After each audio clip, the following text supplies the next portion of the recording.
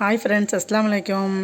இன்றைக்கி என்ன கேக்கு செய்யலான்னு பார்க்கலாமா? இன்றைக்கி வந்து சிம்பிளாக 10 நிமிஷத்தில் செய்கிற மாதிரி ஒரு கேக் சொல்கிறேன். எதுவும் ஃபங்க்ஷன்னா சிம்பிளாக 10 நிமிஷத்தில் நீங்கள் செஞ்சிடலாம். என்ன கேக்குன்னா கோதுமை கேக்.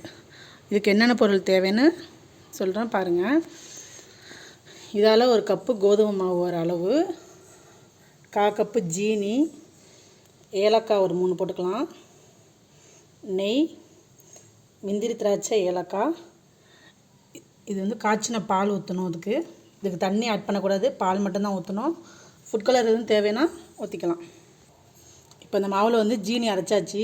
ஜீனியும் ஏலக்காயும் போட்டு இதில் அரைச்சிட்டோம். இதில் கொட்டி மிக்ஸ் பண்ணிப்போம்.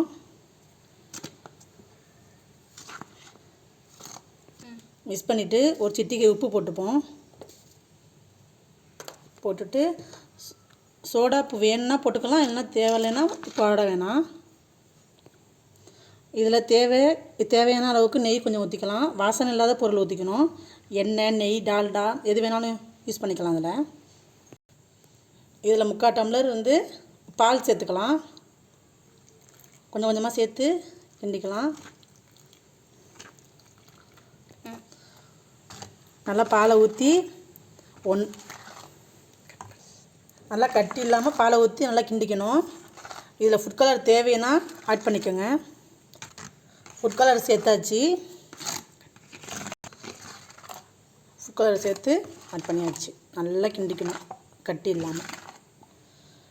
இதெல்லாம் போட்டு நல்லா கிண்டிட்டு நமக்கு தேவையான எந்த பாத்திரத்தில் செட் ஆகுமோ அதில் வச்சு நல்லா ஊற்றி வேக வச்சோம்னா சூப்பரான கேக்கு ரெடி ஆயிரும்.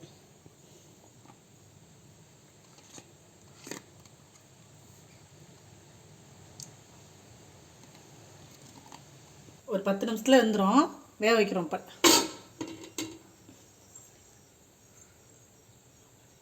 இட்லி செட்டில் வச்சாச்சு, வெந்துக்கிட்டு இருக்கு. ஒரு 10 நிமிஷம் கழிச்சு ஓப்பன் பண்ணி பார்க்கலாம். இப்போ வந்து கேக்கு சூப்பராக வந்துருச்சு. பீஸ் போட்டு பார்ப்போம். சூப்பராக இருக்குது, சூடாக இருக்குது. பீஸ் போட்டாச்சு, சூப்பராக இருக்குது டேஸ்ட்டு. நீங்களும் செஞ்சு பாருங்கள். லைக் பண்ணுங்கள், கமெண்ட் பண்ணுங்கள், ஷேர் பண்ணுங்கள், மறக்காமல் சப்ஸ்கிரைப் பண்ணுங்கள். தேங்க்யூ. இந்த வீடியோ பிடிச்சிருந்தா லைக் பண்ணுங்கள், கமெண்ட் பண்ணுங்கள், ஷேர் பண்ணுங்கள், மறக்காமல் சப்ஸ்கிரைப் பண்ணுங்கள்.